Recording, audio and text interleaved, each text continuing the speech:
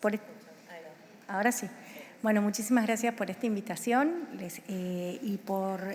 me parece que es significativa la presencia y la convocatoria que hay por este tema que tanto nos convoca y nos preocupa a todos, ¿no? Como todos los problemas de infancia, yo creo que salud mental es otro de los grandes temas que se caracteriza por su gran prevalencia, el gran impacto que tiene en la trayectoria de vida de los niños, niñas y adolescentes y su gran invisibilización, ¿no? Y también es una problemática que no solamente se da a nivel nacional, sino que también se da a nivel global. Nosotros sabemos, a partir del último estudio que presentó UNICEF, el 2021, que el 13% de los niños, niñas y adolescentes entre 10 y 19 años tienen un diagnóstico de un problema de salud mental. Sabemos también que América Latina está por encima de esa media mundial, presentando a nivel América Latina y el Caribe 16 millones de niños, niñas y adolescentes entre 10 y 19 años con un problema de salud mental. Sabemos que la prevalencia de niños en la primera franja etaria de 10 a 14 hay una mayor prevalencia de niños sobre niñas y en la franja etaria de 15 a 19 hay una mayor prevalencia de niñas sobre niños. También sabemos que la Argentina se encuentra por encima de esta media, con un 15% de niños, niñas y adolescentes entre 10 y 19 años con un diagnóstico de un problema de salud mental. ¿Por qué hago especial énfasis en el diagnóstico? Porque tenemos que pensar en una gran cifra negra. Estamos hablando que tenemos 1 millón de niños, al menos con un diagnóstico confirmado. Es 1 de cada 7. 1 de cada 7 niños. La prevalencia nos debería asombrar en relación a lo poco que hablamos, digamos, ¿no?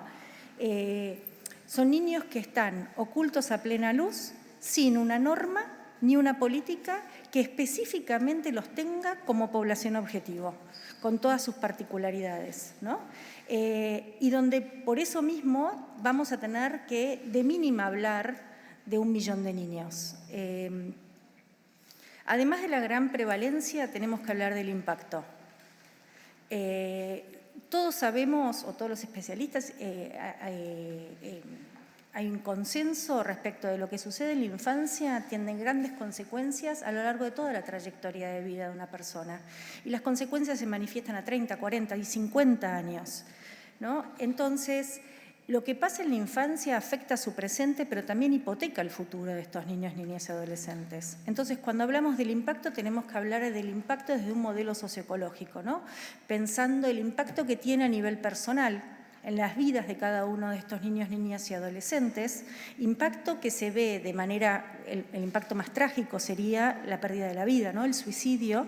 Hoy en América Latina 10 niños por día se quitan la vida. Y es la tercera causa de muerte en América Latina. El 50% de los trastornos mentales también tienen que ver con diagnósticos de ansiedad y depresión, con lo cual salud mental tiene un gran impacto sobre la calidad subjetiva y las probabilidades de vida y desarrollo personal de cada uno de estos niños, niñas y adolescentes. Este es un tema que también se vio agravado por la pandemia, que por un lado agravó al aumentar los factores de riesgo y disminuir los factores de prevención, pero también permitió visibilizar esta problemática que tampoco es nueva, que no nació con la pandemia, que venía siendo en gran medida arrastrada y que la pandemia vino a visibilizarla de una manera que no nos permite seguir mirando para otro lado y lo puso en agenda, con lo cual miremos como lo positivo, digamos, ¿no? A nivel social tenemos el costo comunitario, como la doctora recién estaba mencionando, ¿no? El impacto negativo que esto tiene a nivel comunitario, no solamente en las unidades familiares, sino en todos los ámbitos donde se relacionan los niños, niñas y adolescentes y se desarrollan su vida. Después tiene un costo económico inmediato que se traduce en las partidas presupuestarias de salud, desarrollo social, educación, justicia, etcétera. Después tenemos un costo económico a largo plazo, que es la pérdida de la contribución económica que podrían hacer estos niños, niñas y adolescentes en un futuro de haber obtenido un tratamiento y un abordaje para su correcto, digamos, ¿no? Ignorar este tema socava no solamente las inversiones actuales que hacen los estados nacionales en salud, educación, protección social, todas las partidas presupuestarias invertidas en niñez, al punto,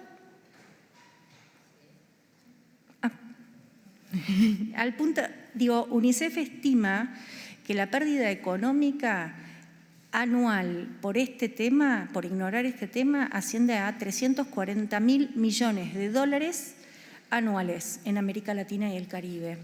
La Organización Mundial de la Salud, en el marco del programa INSPIRE, junto con OPS, que estamos tratando de difundirlo porque se tratan de 7 estrategias basadas en evidencia que han resultado efectivas para reducir la violencia contra niños, niñas y adolescentes, habla de que los estados invierten entre el 5 y el 7% de su PBI en lidiar con las consecuencias sin siquiera prevenir el problema. Con lo cual, a veces cuando hablamos de estos temas hablamos de, bueno, ¿cuál es el costo asociado? ¿Cuál es el presupuesto asociado? Bueno, el presupuesto ya se está gastando. El tema es cómo lo estamos gastando. Lo estamos gastando para lidiar y mitigar las consecuencias cuando ya es tarde y no pudimos prevenir. Y ni siquiera hablemos de la dimensión moral, hablemos también de la dimensión económica, ¿no? Es un gasto poco eficiente. Entonces, habría que pensar en cómo reasignamos este gasto de una manera que podamos prevenir y abordar correctamente el problema y no mitigar o minimizar las consecuencias negativas que ya sabemos que tenemos, ¿no? Bueno, ¿cómo estamos hoy? Yo creo que a grandes rasgos, digo, en 10 minutos no podemos hacer un diagnóstico exhaustivo, pero podemos decir que yo quería plantear como distintas dimensiones bien concretas y cortas. La primera dimensión tiene que ver con la normativa, ¿no? Tenemos a grandes rasgos una ley de salud mental que no tiene perspectiva de niñez, o sea, que no contempla a este colectivo específicamente o acabadamente, y tenemos una ley del sistema de protección integral que no especifica el derecho a la salud mental y contempla la necesidad de creación de políticas públicas específicamente diseñadas para esta población, ¿no? Con lo cual, yo creo que entre todos, más o menos, hay un consenso de que hay una cierta fragilidad normativa a la hora de garantizar la exigibilidad de este derecho a la salud mental. Después, ¿cómo se puede llegar a saldar esa fragilidad o robustecer esa fragilidad normativa? Creo que me parece que es una oportunidad poder iniciar diálogos y consensos, ir construyendo en consensos colectivos de cómo hacemos, si es un tema de la norma o de implementación de las normas. Porque siempre tenemos no podemos disociar una discusión de la otra, ¿no? Porque a veces le exigimos a la norma lo que después tiene que ser implementación de la misma y a veces la implementación estamos escudados en normas que no terminan de ser lo suficientemente taxativas para hacerlos exigibles. Me parece que esa es una discusión que es interesante tener y es interesante empezar a dialogar y construir consensos. De vuelta, lo importante es que acá todos nos unen al menos 1 millón de chicos que necesitan de nuestra respuesta y necesitan de nuestra atención. La dimensión de políticas públicas, ¿no? Todos creo que sabemos y también tenemos consenso que necesitamos políticas públicas basadas en evidencia que cuenten con el presupuesto adecuado para hacer efectivo este derecho a la salud mental de los niños, niñas y adolescentes.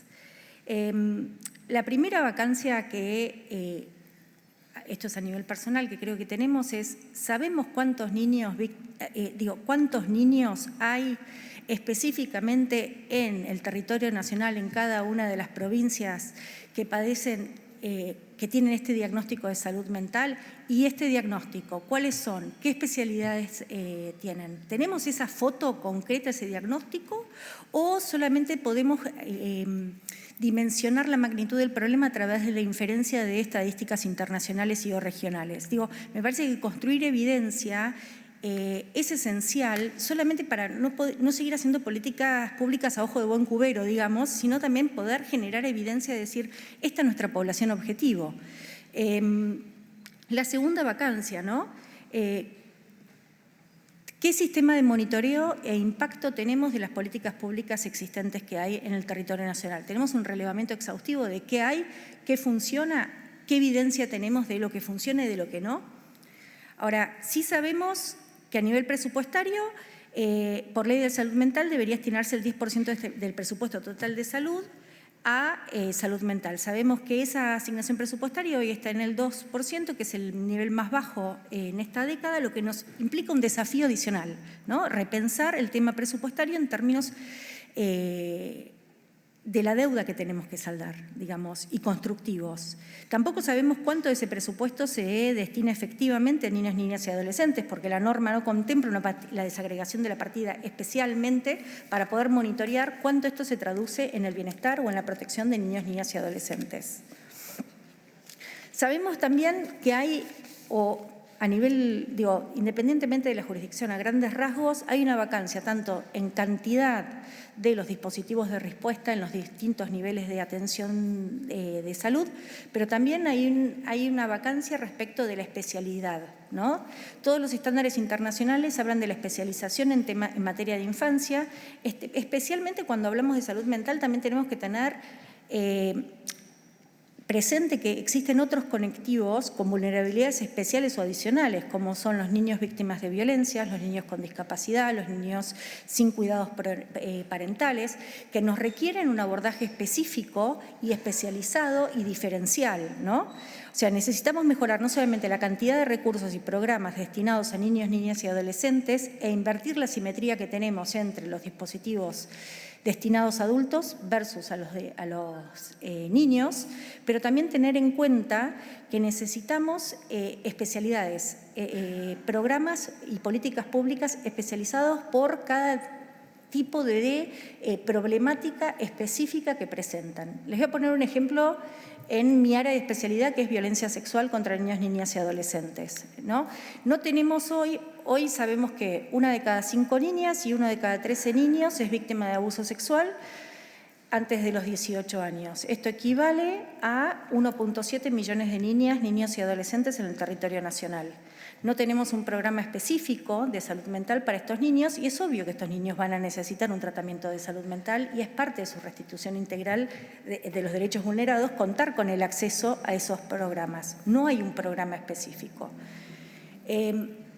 También lo que estamos viendo a nivel nacional, o sea, independientemente de vuelta de la provincia y de la jurisdicción, que la presencia del Estado va mermando, o la presencia de políticas públicas va mermando conforme vamos avanzando en la ruta crítica de cualquier víctima, ¿no? Hay múltiples bocas de entradas para realizar la denuncia, se están fortaleciendo, y eso creo que es un gran logro, los dispositivos de detección temprana y de atención inmediata, creo que eso es un gran logro y un gran avance.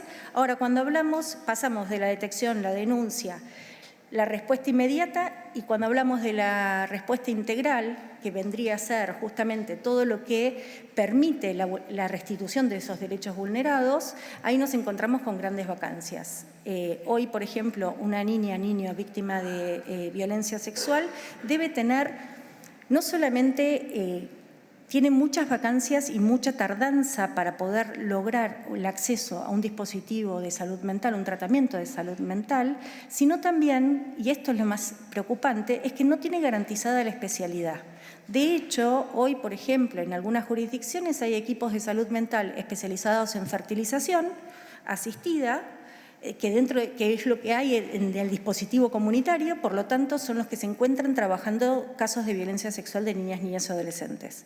Con lo cual, realmente algo que desde la salud física nos parecería inconcebible pedirle a un cardiólogo que nos opere en la rodilla, desde cuando hablamos de salud mental de niños, niñas y adolescentes, es medio lo que hay. Y me parece que eso también implica una doble vulneración y por tener un tratamiento de esas características no especializado no se está cumpliendo con el acceso a la salud mental de este niño, niña y adolescente. Por ponerles último ejemplo, ¿no? Creo que el Plan Niña es uno de los planes, una de las políticas públicas más exitosas, o por lo menos que puede señalizarse como una buena práctica a nivel federal, ¿no? Primero, es transversal, implica la coordinación multisectorial de múltiples ministerios, genera evidencia, genera mecanismos de monitoreo. Estamos hablando de una población especialmente vulnerable, que son las niñas y adolescentes menores de 15 años que han sido víctimas de abuso y que producto de ese abuso han cursado un embarazo forzado. O sea, estamos hablando de las víctimas más vulnerables de la violencia sexual. Sin embargo, y el Plan ENIAC ha generado muy buenos resultados a lo largo de todos estos años que ha sido implementado y ha sido una política muy exitosa a mi criterio, ¿no? Sin embargo, no contempla un dispositivo específico de salud mental para estas niñas, de tratamiento de acceso a la salud mental para estas niñas. Una niña que ha sido o está cursando el embarazo forzado, fue producto de una violación y ha pasado por ha tenido acceso a la interrupción legal del embarazo o ha tenido que estar cursando una maternidad forzada, me parece que es evidente y no resiste análisis que necesita un tratamiento especializado para poder elaborar subjetivamente lo que le ha pasado. Sin embargo, imagínense hasta qué punto está invisibilizada la dimensión de salud mental, aún en políticas de salud muy exitosas, como la de ENIAC. Entonces, me parece que también tenemos que estar pensando también en qué medida las políticas de salud que tenemos, que son buenas, hasta qué punto estamos incluyendo la dimensión de salud mental, a las implicancias de salud mental, y le estamos generando los recursos específicos para abordar y terminar de generar un abordaje exitoso a la población destinataria de estas políticas de salud integral. Porque ahí estamos hablando de salud integral, ¿no? No solamente atendiendo a la salud física, sino también a la salud mental. Por eso me parece que cuando estamos hablando de, en el marco de esta comisión, es pensar en términos de cómo hacemos para invertir esta ecuación, ¿no? Cómo hacemos para reducir los factores de riesgo y aumentar los factores de prevención. Me parece que hay como dos niveles, ¿no? Primero tenemos que hablar de prevención, cómo mejoramos esta ecuación, cómo hacemos para reasignar las inversiones, para poder, sabiendo que el retorno de la inversión pública siempre es más efectivo cuando lo dedicamos a prevención que cuando lo dedicamos a respuesta, digamos. Dentro de la prevención, me parece que es esencial fortalecer lo que la doctora mencionó, las campañas masivas de prevención, siendo la del suicidio la primera, ¿no? Y la más importante o quizás la más urgente, pero que también tenga el presupuesto adecuado para garantizar una respuesta. Porque me parece que las campañas de prevención tienen que tener garantizadas, cuando vamos a generar esa expectativa en la población, de que va a haber un Estado presente y capaz de dar respuesta a esa demanda que estamos poniendo sobre la mesa. Muchas veces pensamos en campañas o hay experiencias de campañas que se han lanzado sin tener en consideración el día después. Entonces, o haber minimizado el impacto del día después. Me parece que el abordaje comunitario, sabemos que a nivel mundial es lo que funciona, fortalecer el abordaje comunitario es lo que son las buenas prácticas y que han mejorado, son los mejores ejemplos de buen retorno en la inversión pública. Me parece que programas de fortalecimiento a familias, a cuidadores, sabiendo que las familias pueden ser el lugar de mayor protección, pero también de mayor riesgo para los niños, niñas y adolescentes, es el primer eslabón. La federalización de programas como de buen trato y de cuidado a los niños, niñas y adolescentes y cómo fomentar su desarrollo cognitivo, físico, mental, me parece que es un buen primer paso. Después creo que también una buena práctica que ha dado buenos resultados a nivel regional y mundial son los programas de acompañamiento a familias, cuidadores, integrando al sistema de protección, integrando al sistema de educación, de brindarles herramientas de cómo acompañar a estos niños con un diagnóstico de salud mental, con herramientas para acompañarlos en sus trayectorias de vida. ¿Cómo hacen las familias para acompañar a un niño que tiene esta necesidad especial, que de vuelta es diversa, no es que hay un diagnóstico único, pero cómo hacen desde la escuela para sostener esas trayectorias educativas y acompañarlos para evitar que haya que estos problemas de salud mental se traduzcan en deserción escolar, ¿no? Y después me parece que en el último es tratar de pensar cómo mejoramos la capacidad de respuesta con políticas públicas especializadas, no solamente con perspectiva de niñez, pero de vuelta, vuelvo a insistir, que tenga en consideración las distintas especialidades necesarias para abordar el sinnúmero de problemáticas que son vulneraciones asociadas a patologías de base, digamos. Nada más. Muchas gracias. Trataré de ser lo más breve posible.